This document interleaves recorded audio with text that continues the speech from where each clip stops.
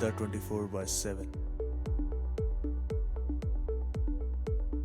जो डॉक्टर नहीं बन पाए उनके लिए क्या क्या और सॉल्यूशन है, खास करके फार्मा से जुड़े। फैक्ट्री सेटअप डालना है तो उसके लिए बजट क्या होना चाहिए, या वो फैक्ट्री सेटअप डाले बिना ही क्या सॉल्यूशन अडॉप्ट करें जिससे उनकी तो एक सरल विधि आप और बता रहे हैं कि आपके पास अगर फैक्ट्री खोलने की 50 लाख की, करोड़ की, या इंटरनेशनल की, नेशनल लेवल की पैरामीटर की फैक्ट्री खोलने की कैपेसिटी या बजट नहीं है, तो आपके लिए एक बहुत सरल सा ऑप्शन है भस्म। भस्म का मतलब है राख। तो ये किडनी, गुर्दे, लिवर ये खराब नहीं करते, इनको बेहतर करते हैं, इनमें प्राण ऊर्जा देते हैं। नमस्कार, वेदा 24/7 के आज सभी दर्शकों को बहुत बहुत आभार और धन्यवाद। आज हम सभी लोग जो है एक ऐसी शख्सियत के साथ बैठे हैं और मिलेंगे जिनसे चर्चा करेंगे, जिन्होंने पिछले 5 पीढ़ियों से आयुर्वेद की, फार्मा की एक समृद्ध विरासत का जो है जिम्मेदारी अपने कंधों पे ले रखी है और उस आयुर्वेद की समृद्ध विरासत को आगे बढ़ाने का काम लगातार कर रहे हैं। बहुत ही ईमानदारी से, मेहनत से और बहुत ही सादगीपूर्ण तरीके से जो है अपने काम को आगे बढ़ा रहे हैं। तो हमारे साथ हैं, आज मैं स्वागत करूंगा सर आपका।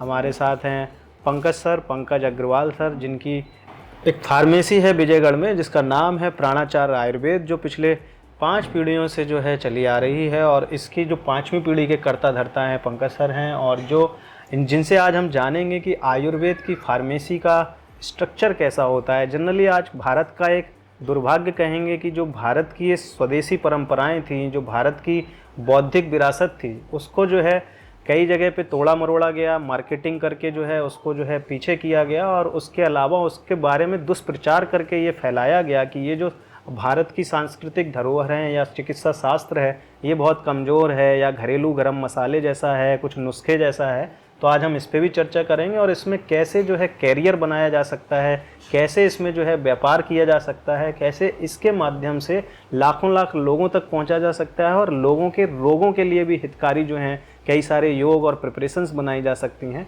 तो उन सब पे आज हम लोग चर्चा करेंगे। तो सर पुनः एक बार आपका स्वागत है, धन्यवाद। और हमारे इस पॉडकास्ट में हम लोग बहुत सामान्य रूप से खुल के एक सामान्य तरीके से चर्चाएँ करेंगे, तो आप एकदम बिल्कुल सहज रहिएगा।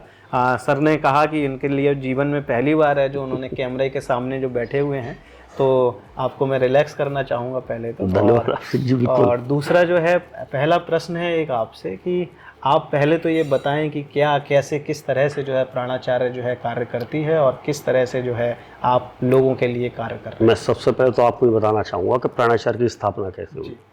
एक्चुअली हमारे जो बाबा साहब थे वो हमारे समय के और हमारे यूपी साइड में, मतलब वहाँ के प्रख्यात चिकित्सक थे आयुर्वेद में। तो जो उनकी चिकित्सा के लिए दवाओं की, उनकी कम से कम 150 पेशेंट पर डे की ओपीडी थी। उनका नाम वैद्य बांके गुप्त था, जिनको आयुर्वेद सम्मेलन नासिक के द्वारा बॉम्बे में प्राणाचार्य की उपाधि भी प्रदान की गई थी। तो प्राणाचार्य की स्थापना का जो श्रेय है उस तरह की उपाधि से है। और वो उसमें अखिल भारतीय आयुर्वेद के मतलब अध्यक्ष भी रहे थे उस टाइम नासिक में। तो उनका क्या था कि उनकी जो चिकित्सा के लिए जो दवाएं बनानी पड़ती थी बहुत कम पड़ती थी, बाहर से लेते थे, ऑथेंटिक भी नहीं होती थी, भरोसा भी नहीं होता था। तो उसको पूर्ति करने के लिए ही हमारे बाबा साहब ने इनको दवाओं का निर्माण शुरू किया। उस टाइम लाइसेंसिंग की भी जरूरत नहीं रहती थी। ये किस वर्ष की बात होगी? ये 1946 आज़ादी के जस्ट पहले 1946 की बात थी। तो वो दवाएं बनती थी, घर में ही बनती थी और अपने लिए ही बनती थी। तो वो जो है वो एक परिवार की एक परंपरा शुरू हुई चिकित्सा के साथ दवाएं बनाने की, क्योंकि वो दवाएं भरोसे की भी रहती थी और रिक्वायरमेंट भी उस टाइम रहती थी और मार्केट में उतनी कंपनियां भी नहीं थी कि वो दवाएं पूर्ति हो पाएँ। उसके बाद धीमे धीमे बाबा साहब के बाद फादर आई, मेरे पिताजी आई, उन्होंने भी मतलब BMS की और बहुत नाम कमाया आयुर्वेद की तो चिकित्सा में। वो भी उस टाइम तक भी ये जो है एक आयुर्वेदिक प्रैक्टिस के लिए ही दवाओं का निर्माण चलता रहा। उसके बाद मेरे बड़े भाई आए, बड़े भाई ने आके उनको फिर दवाओं को उस टाइम 1978 में हमने फिर लाइसेंसिंग शुरू हुई आयुर्वेद की, जो डायरेक्टरी हमारी देती है निदेशालय से, उसके लाइसेंस बने। उसके बाद हमारे बड़े भाई साहब ने जो उसको शुरू किया एक मार्केटिंग के रूप में और एक आयुर्वेदिक की मतलब दूसरे और वैद्यों तक पहुंचाने के रूप में। तो इस तरीके से प्राणाचार की स्थापना हुई और इसकी मार्केटिंग और मैन्युफैक्चरिंग की शुरुआत हुई। तो अब आप इसमें एक तरह से चौथे, और आपके नीचे की जो एक पीढ़ी मेरा है हाँ वो भी आपका, वो पाँचवीं, मेरा बेटा और मेरे बड़े भाई साहब का बेटा, ये पांचवीं पीढ़ी। तो इसके अलावा ये और बताएं कि प्राणाचार के आज की डेट में किस तरह के रेंज हैं, प्रोडक्ट हैं, या किस तरह से आप लोग जो है प्रिपरेशंस को आज की डेट में उपलब्ध कराते हैं, बनाते हैं? मैं बताता हूँ। सबसे पहले तो हम सारी शास्त्रोक्त दवाएं सारी बनाती हैं। आप जानते हैं भी, क्योंकि ये दर्शक एक सामान्य दर्शक सुने, तो आप जानते हैं आयुर्वेद में दो चीज होती हैं, एक शास्त्रोक्त, एक अनुभूत, यानी कि इसको पेटेंट कह सकते हैं।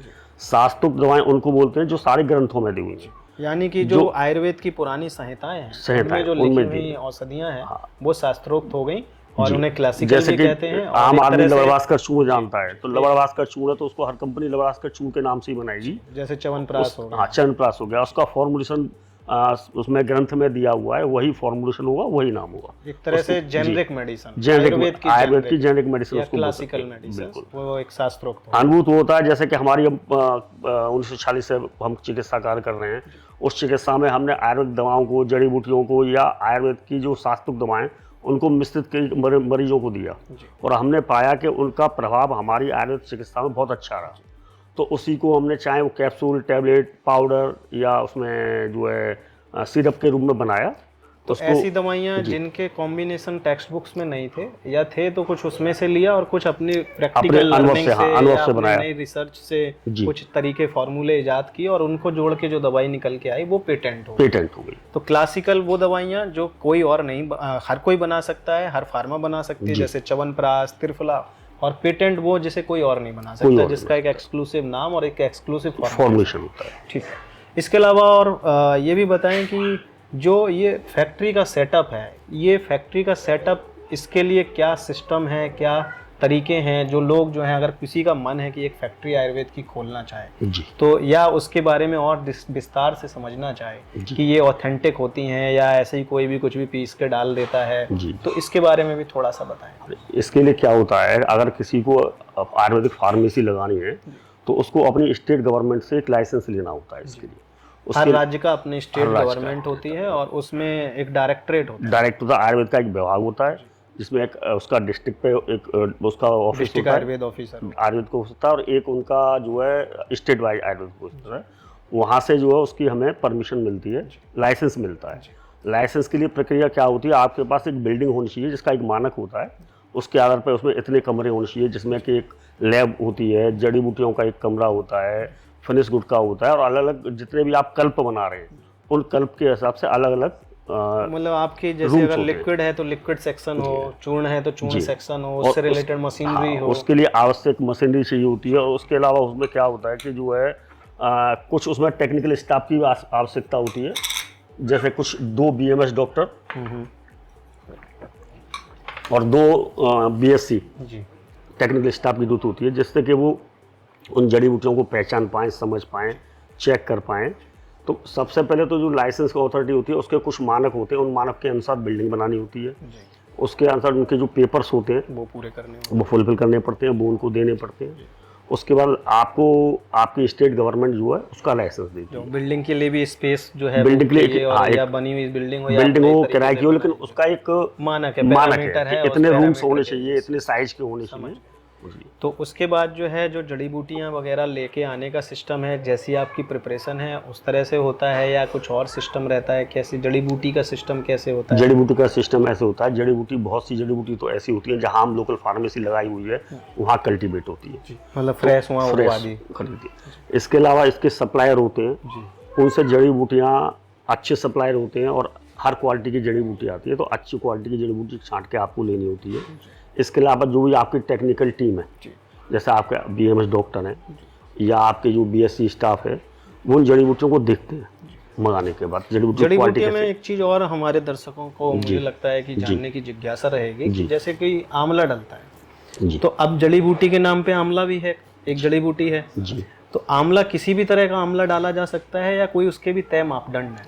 नहीं, देखिए आंवला जो है एक ही तरह का होता है, ठीक है, लेकिन हर जड़ी बूटी में हल्की और भारी क्वालिटी आती है, अच्छी क्वालिटी। जैसे कि आयुर्वेदिक फार्माकोपिया है, उसके बारे में कई सारी चीजें, तो उसके तो आयुर्वेदिक फार्माकोपी के अनुसार उनकी कुछ टेस्टिंग होती है, जो कि हमारी या जिस भी फार्मेसी में वो जाता है, उसकी जो टेक्निकल टीम है उसको पहले देखती है, चेक करती है, टेस्टिंग करती है, उसके बाद उसको अप्रूव करके जड़ी बूटियों में डालने के लिए, जड़ी बूटी को आगे दवाओं में डालने के, औषधियों में डालने के लिए भेजा जाता है। तो अब जैसे आंवला है, आंवले में क्या है कि कहाँ का, राजस्थान का है, यूपी का है, तो उसके अनुसार 19-20 की क्वालिटी का होता है, उसको वो बहुत बड़ा इशू नहीं होता। उसमें जैसे गुणवत्ता के मामले में जो मेरी समझ रही है कि आयुर्वेदिक फार्माकोपिया में इसके बारे में इस तरह से भी लिखा है कि इसका एक डायमीटर इस तरह का हो, डायमीटर, कलर इस तरह के, कलर होना, खुशबू ऐसा होना अंदर चाहिए। जब एस्कॉर्बिक एसिड एक मुख्य इंग्रेडिएंट मॉलिक्यूल होता है, तो उसके अंदर एस्कॉर्बिक एसिड, तो इस तरह की भी व्यवस्था, उसमें फॉरेन मेटल, मतलब बहुत ज़्यादा गंदगी ना हो, मेटल टाइप के ना हो, या उसमें और बहुत सारी पत्तियां, घास फूस ना आ रही हो। तो वैसे तो आजकल जो भी टेस्टिंग के कुछ पैरामीटर है। हाँ, कुछ टेस्टिंग के पैरामीटर तो हैं। ये कैसे टेस्टिंग अपने ही होती है, अपनी ही होती है, ये सब अपने यहाँ, या नहीं करते हैं कि ऐसे ही जस्ट डाल दिया? देखिए, डालने वाले ऐसे भी डालते हैं, ऐसा नहीं है, क्योंकि आजकल जो वेंडर हैं वो साफ सुथरी और बढ़िया क्वालिटी की ही जड़ी बूटियाँ सप्लाई करते हैं, और वैसे करनी चाहिए, टेस्टिंग करके ही करनी चाहिए। अपने यहाँ तो सारी टेस्टिंग का सिस्टम है, सारी लेबोरेटरी है, सब कुछ है। तो उसके एक फार्माकोपिया में, API में सब मानक दिए हुए हैं, उसी के अनुसार टेस्टिंग करके उसको देखा जाता है कि अच्छा है या खराब है। अच्छा तो होता है। दर्शकों को हम बताना चाहेंगे कि जैसे आपको मान लेते हैं च्यवनप्राश बनाना है, तो च्यवनप्राश में आपने आंवला डालना है, तो ऐसा नहीं है कि कोई भी आंवला, आप कच्चा आंवला ले आए और आपने कहा कि तो आंवला है, या आंवले का उठाया और पाउडर डाल दिया, तो ऐसा नहीं होता है। उसको आंवले को जो है एक सही पैरामीटर पे, सही परख के, उसके अंदर वो मॉलिक्यूल उतने मात्रा में है, और ये सारे पैरामीटर जो हैं भारत में एक गवर्नमेंट की ओर से बनाए गए Ayurvedic pharmacopoeia of India, central government की बुक्स हैं, उनके अनुसार बुक्स हैं, उन किताबों में वो सारी पैरामीटर्स लिखे हुए हैं, मानक लिखे हुए हैं।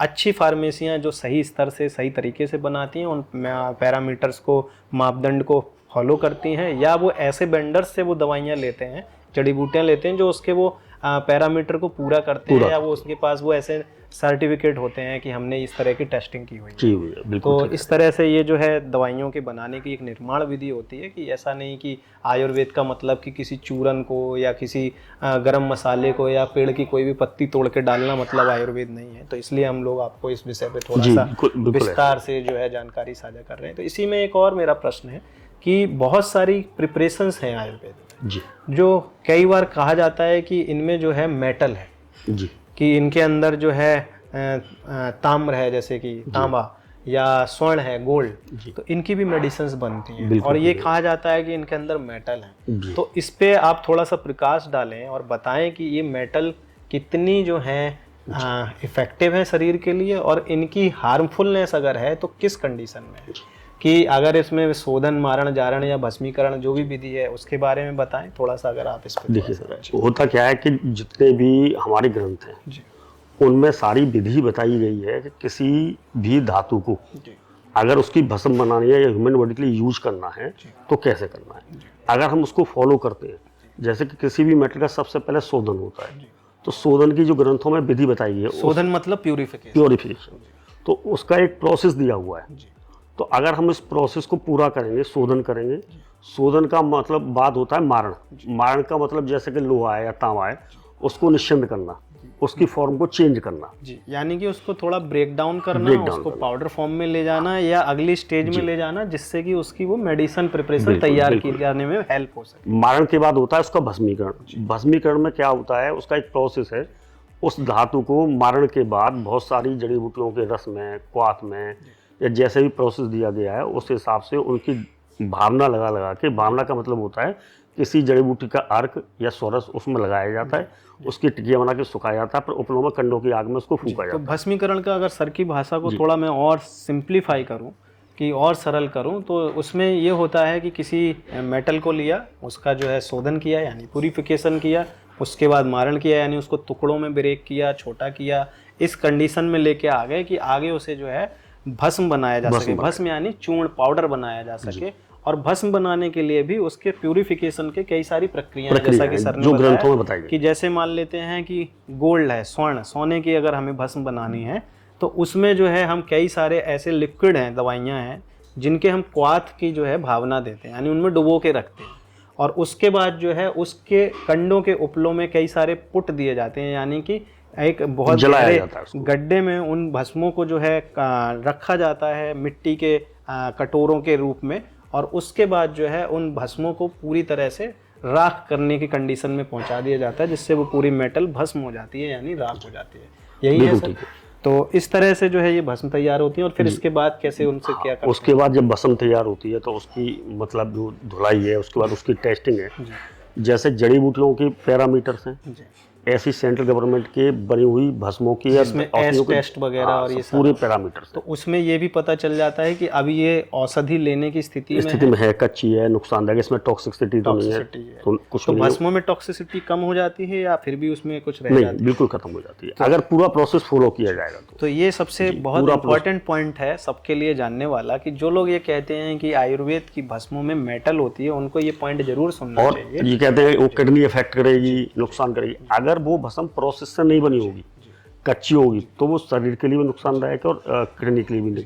लेकिन पूरे प्रोसेस से जो भस्म बनी होती है और निश्चित मात्रा में आज की डेट में कई आयुर्वेद के जो ग्रेजुएट लेवल के लोग हैं उनके अंदर भी ये कंफ्यूजन रहता है कि इनमें हाँ मेटल है। तो ये इसलिए मैंने ये पॉइंट आपसे पूछा, और ये सबके लिए जानना बहुत जरूरी है कि जो भस्में हैं अगर वो सही से भस्म हो गई, भस्म का मतलब है राख, यानी कुछ उसमें विशेष बचा नहीं, बस उसमें औषधीय गुण रह जाते हैं, वो एब्जॉर्ब जो है जब बॉडी में जाते हैं और उसका नैनो पार्टिकल फॉर्म में चले जाते हैं। हाँ, फिर वो बहुत बारीक हो जाते हैं। जब वो बॉडी के अंदर जाते हैं तो अच्छे से एब्जॉर्ब होते हैं और उसकी जो इफेक्टिवनेस है बॉडी के अंदर वो आती है। और ये किडनी, गुर्दे, लिवर ये खराब नहीं करते, इनको बेहतर करते हैं, इनमें प्राण ऊर्जा देते हैं, क्योंकि उनके अंदर वो प्राणिक भावनाएं और वो तरीकों से उनकी जो है तैयारी की जाती है और बाकायदा पैरामीटर्स को फॉलो किया जाता है। तो इस तरह से ये भस्म की विधियां हैं। तो अगर कल आप फिर से अगर आपको कभी कोई बताए या सुनने को मिले कि आयुर्वेद की भस्मों में या दवाओं में मेटल होती है, तो वो मेटल से बनने के बाद भस्म हो जाती हैं, जिसमें मेटल नहीं रह जाता, उसमें जो है बेसिकली इफेक्टिवनेस रह जाती है, मेडिसिनल प्रॉपर्टी रह जाती है। बिल्कुल सही। और ये भारत सरकार के पास किए हुए पैरामीटर के अकॉर्डिंगली अगर बनाई जाए तो जी। तो इसके आगे सर एक और मेरा प्रश्न है जो मुझे लगता है लोगों में बहुत जिज्ञासा रहती है आजकल, कि आयुर्वेद में रोजगार के अवसर। एक तो है कि डॉक्टर बन गए, आप प्रैक्टिस करने लग गए, हमारे जैसे लोग उन्होंने प्रैक्टिस स्टार्ट कर दी, मरीजों को देखना शुरू कर दिया।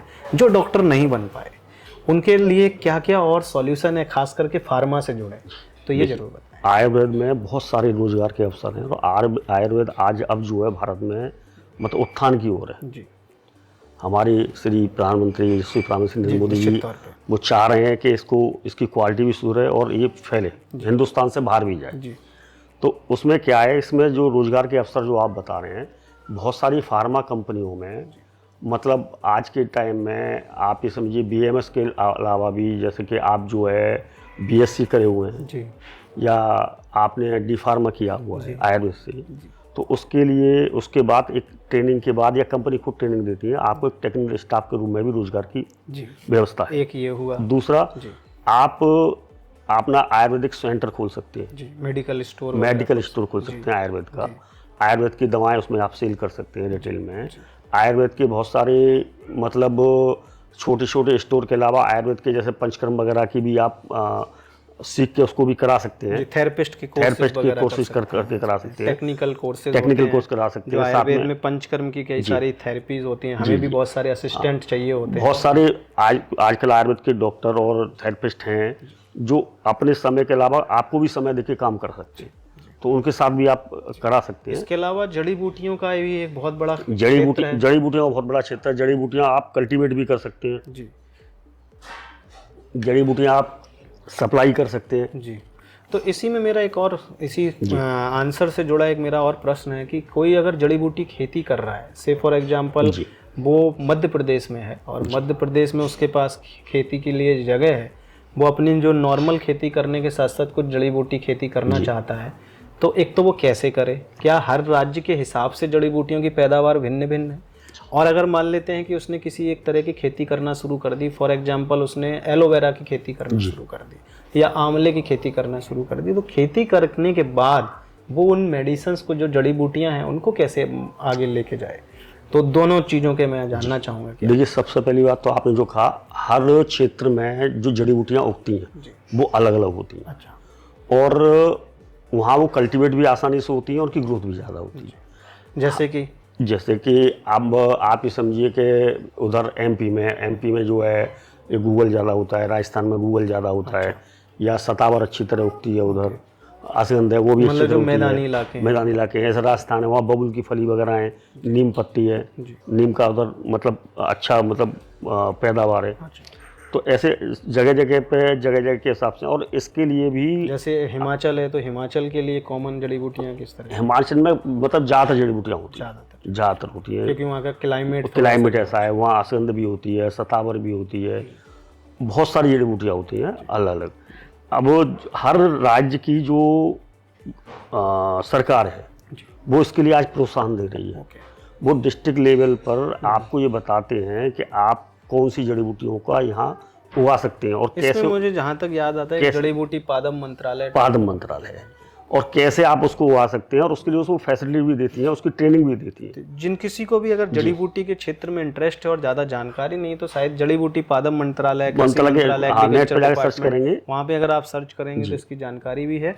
और या डिस्ट्रिक्ट लेवल पता करेंगे, हर राज्य के हिसाब से किस क्षेत्र में किस तरह की जड़ी बूटी की पैदावार की जा सकती है इसकी भी जानकारी वहाँ पे होती है। इसके अलावा इसके जड़ी बूटियाँ जो भी आप उगा रहे हैं हर स्टेट में और हर डिस्ट्रिक्ट में मतलब इसके ट्रेडर बैठे हुए हैं। वो खुद आपसे अप्रोच कर लेते हैं अगर आप उगा रहे हैं, क्योंकि आज जड़ी बूटियों की डिमांड बहुत बढ़ रही है आयुर्वेद औषधियों में। इसके अलावा आप अगर खुद से भी कैसे जा सकते हैं, भी आप इंटरनेट पर जाके सर्च करें। ट्रेडर के पास ही जाएं या सीधा फैक्ट्री लेवल सीधे ट्रेडर से भी कर सकते हैं, सीधे कंपनी को भी कर सकते हैं। तो क्या कंपनी इस तरह से एंटरटेन करती है या उनको भी कोई पैरामीटर होते हैं? नहीं, कंपनी अगर कोई कंपनी में आप सप्लाई करना चाहते हैं तो कंपनी में आपको जाके मिलना पड़ेगा, आपको सैंपल देना हुआ, सैंपल को टेस्ट कराएंगी। अगर आपका सैंपल अच्छा है और पास होता है तो एक बार आप एज ए ट्रेडर जुड़ जाएंगे।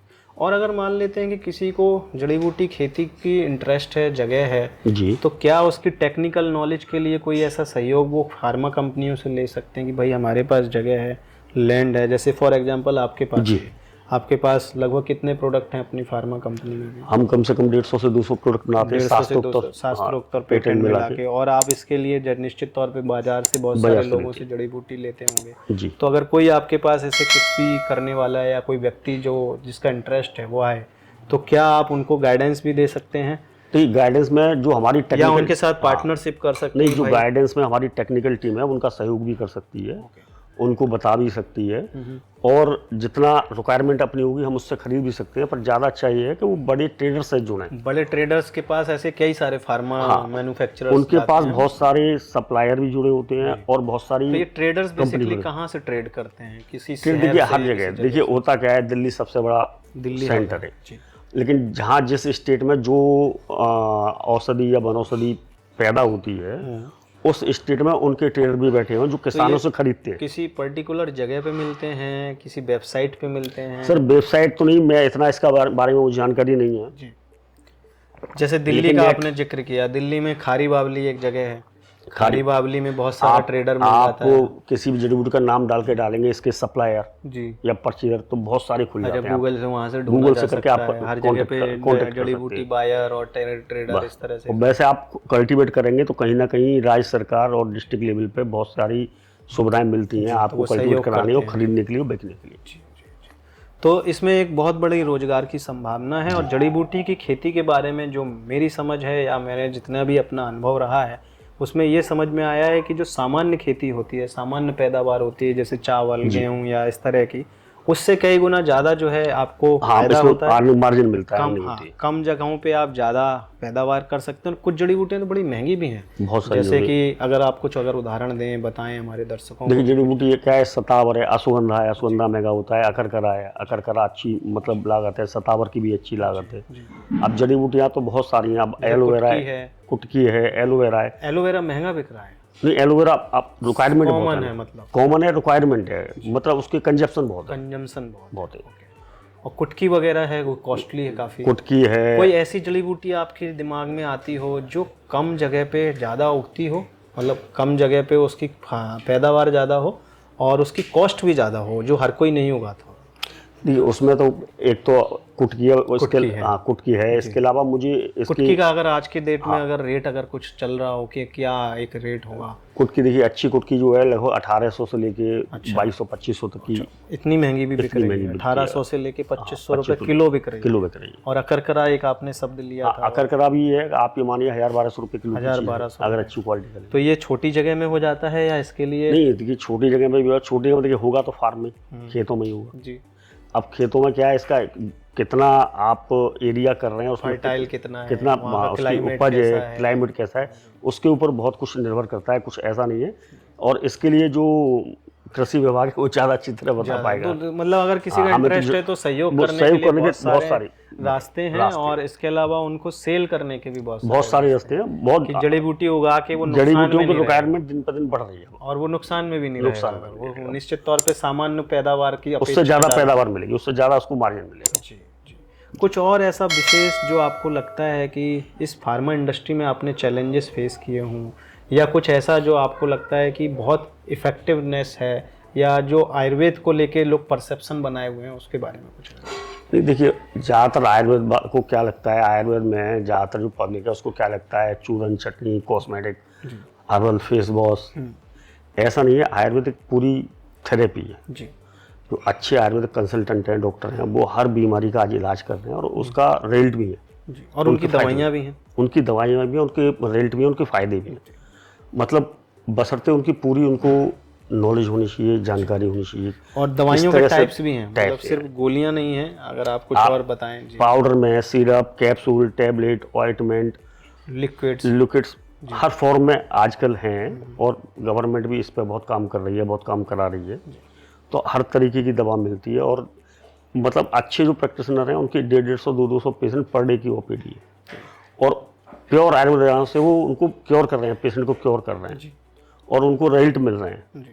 तो अब लेकिन अब जो नई जनरेशन आ रही है वो इसके लिए और ज़्यादा ध्यान दे रही है, जो नए डॉक्टर्स आ रहे हैं। लोगों को आयुर्वेद दवाओं में जो मुझे लगता है कि वो डिस्कनेक्ट होना शुरू हुए कि उनके स्वाद, कि आयुर्वेद के टेस्ट, की पाउडर या लिक्विड जो भी दवाइयाँ थी, काढ़े थे आयुर्वेद के, वो थोड़े से टेस्ट में बहुत तीखे या ऐसे जो हर कोई रोज नियमित रूप से ना ले पाए जी। तो इस वजह से जो आयुर्वेद को मुझे लगता है एक्सेप्टेंस कम हुई। तो आज के ज़माने में ऐसे क्या नए तरीके अपनाए जा रहे हैं आप फार्मा के लोगों के द्वारा, जिससे कि उन मेडिसिन्स की क्वालिटी भी बेहतर रहे और उनके टेस्ट भी जो हैं लोगों के लिए एक्सेप्टेबल हों? तो देखिए दवा, सबसे पहली चीज़ तो दवा है, उसमें टेस्ट का कोई लेना देना नहीं होता अगर आपको सही होना है।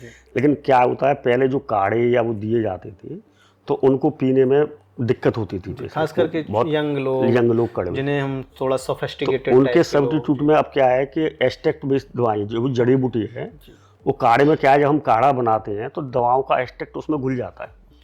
तो आज के टाइम में अब उनके एक्सट्रैक्ट बनने लगे, एक्सट्रैक्ट आने लगा है। जो उनकी एक्सट्रैक्ट है, उन एक्सट्रैक्ट को उसी कॉम्बिनेशन में मिला के हम कैप्सूल या टैबलेट बना देते हैं। तो उससे पोटेंसी वही रहती है, रिजल्ट वही रहता है, टेक इट यूज रहता है, आराम से हो जाता है, पानी से उसको खा सकते हैं, तो आपका टेस्ट खराब नहीं होगा, रिजल्ट पूरा। और लिक्विड में भी आजकल एक नई विधि जो बहुत पॉपुलर हो रही है, अर्क विधि, जिसे डिस्टिलेशन विधि बोलते हैं, तो क्या उसमें भी टेस्ट का चेंजेस तो नहीं है? टेस्ट का चेंज थोड़ा होता है, लेकिन हर जड़ी बूटी का डिस्टिलेशन नहीं हो सकता। जिस जड़ी बूटी में वोलेटाइल ऑयल की परसेंटेज रहती है। अच्छा, तो वोलेटाइल ऑयल के बारे में अगर बताना चाहूँ तो उड़नशील तेल, जो अगर मान लेते हैं कि लौंग है, जायफल है, तो उसमें क्या है, अगर उन्हें डिस्टिलेशन एक विधि होती है जिसमें किसी भी जड़ी बूटी को बॉईल करते हैं और उसकी भाप को इकट्ठा करके औषधि बना लेते हैं लिक्विड फॉर्म में, जिसे हम लोग जो है डिस्टिलेशन प्रोसेस बोलते हैं। तो इसमें जैसा कि सर ने बताया कि जो वोलेटाइल ऑयल वाली दवाइयाँ हैं या औषधियाँ हैं, उनका डिस्टिलेशन अर्क निकालने से काम करेगा। हाँ, बहुत सारी जिसमें मतलब वोलेटाइल ऑयल हुआ, लेकिन जिन जड़ी बूटियों में वोलेटाइल ऑयल नहीं होता उनका अर्क निकालने का कोई फायदा नहीं होता। उनका एक्सट्रैक्ट बना के यूज करने से जिनमें वोलेटाइल ऑयल है उनका इफेक्टिव रहता है, और जिनमें वोलेटाइल ऑयल नहीं है तो उनके लिए वो थोड़ी सी उसके लिए उसकी जगह उसका एक्सट्रैक्ट निकाल के यूज करेंगे तो ज़्यादा अच्छा रहेगा, ज़्यादा अच्छा रिजल्ट आता है। और इसमें स्वाद का भी थोड़ा सा जो है कम हो जाता है। और ऐसी कोई प्रिपरेशन जो आयुर्वेद को लेके एक बहुत परसेप्शन है, जिसको लेके मैं अपने मरीजों को हंस के बताता भी हूँ कि आयुर्वेद स्लो है, तो पहले तो आप लोगों को मैं अपना व्यू बता देता हूँ कि आयुर्वेद बिल्कुल स्लो नहीं है। कि अगर आपने मान लीजिए बहुत बार आपका ये एक्सपीरियंस रहा होगा आप सभी का कि कभी आपको भूख लगी है तो आप एकदम कमजोरी फील करने लग जाते हैं हम लोग इस तरह से, और सडनली जैसे ही हम 2 रोटी के निवाले या कोई लिक्विड या कोई चीज़ खाते हैं हमें तुरंत से एनर्जी फील होती है। तो आप सोचिए कि रोटी का जो निवाला या टुकड़ा हम खाते हैं उससे हमें तुरंत एनर्जी आ जाती है। तो आयुर्वेद की जो औषधियाँ हैं उनमें तो कई सारी साइंस लगी हुई होती हैं, तो वो स्लो नहीं हो सकती। तो एक तो ये मेरा इसी से जुड़ा आपसे एक प्रश्न है कि इसमें जो ये परसेप्शन फैल गया मार्केट में, तो इसको लोगों के बीच में एक तो पहले तो ये बताना बहुत ज़रूरी है कि ये आयुर्वेद स्लो नहीं है। आपका क्या ऐसा एक्सपीरियंस है जो आप लोगों को बताएं कि किस तरह की ऐसी रेमेडीज़ या मेडिसिन्स हैं जो इंस्टेंट वर्क करती हैं? देखिए, मेरे हिसाब से तो आयुर्वेद की ज़्यादातर मेडिसिन जो है आपके पास है इंस्टेंट रिजल्ट देती है। मेन क्या है आज के टाइम में आयुर्वेद में जो मुख्य चीज़ मानी गई है औषधि के साथ उसका सिस्टम के डॉक्टर भी जो है आयुर्वेद की दवाइयाँ लेता नहीं लेता।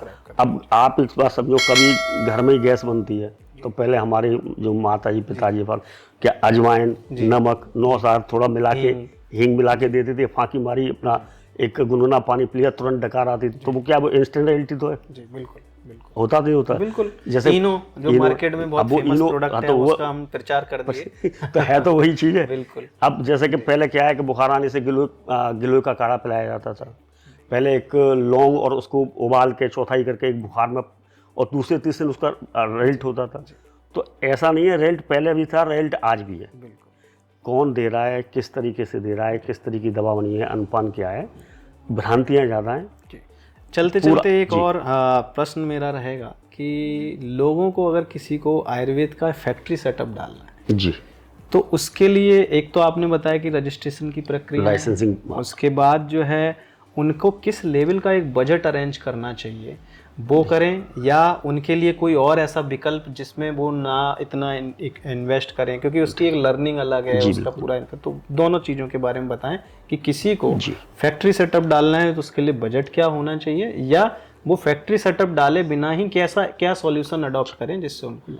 देखिए, अगर उनको आयुर्वेद की थोड़ी नॉलेज है जी और उनका बजट है जी, तो वो अपनी फार्मेसी उसको डालनी चाहिए। बजट इन द सेंस कितना बजट? बजट आप ये समझिए कि मिनिमम 50 लाख रुपए। 50 लाख रुपए से आज के टाइम में मिनिमम एक फैक्ट्री सेटअप, क्योंकि बिल्डिंग भी बनाएंगे, मशीन भी चाहिए। अच्छा ये भी बताइए कि बहुत सारे लोग कई बार पीस के जो है अपने पास दवाइयाँ रखते हैं और देते रहते हैं जी, तो क्या ये लीगली अलाउड है? नहीं, देखिए लीगली अलाउड डॉक्टरों के लिए तो है। अच्छा, जिसने डिग्री जो आयुर्वेद के क्वालिफाइड डॉक्टर हैं, लेकिन उन्होंने उसको पढ़ाया जाना है तो वो अपने पेशेंट को अपने यहाँ दवा बना के दे सकते, लेकिन वो नाम डाल के नहीं दे, नाम डाल के नहीं सकते, पैकिंग करके नहीं दे सकते, ओपन रखेंगे, उसकी वो मार्केटिंग नहीं कर सकते, वो अपने मरीज को दे सकते हैं, उसको बताने के लिए, खाने के लिए उसकी। तो ये क्वालिफाइड प्रैक्टिशनर इस तरह के कर सकते हैं, और इसके अलावा अगर कोई करता है तो वो लीगल नहीं। दूसरा, अगर आपके पास उतनी पूंजी नहीं है या आप उस प्रक्रिया में नहीं जाना चाहते, क्योंकि देखिए आज आयुर्वेद की लाइसेंसिंग प्रक्रिया और उसको फॉलो करना, गवर्नमेंट ने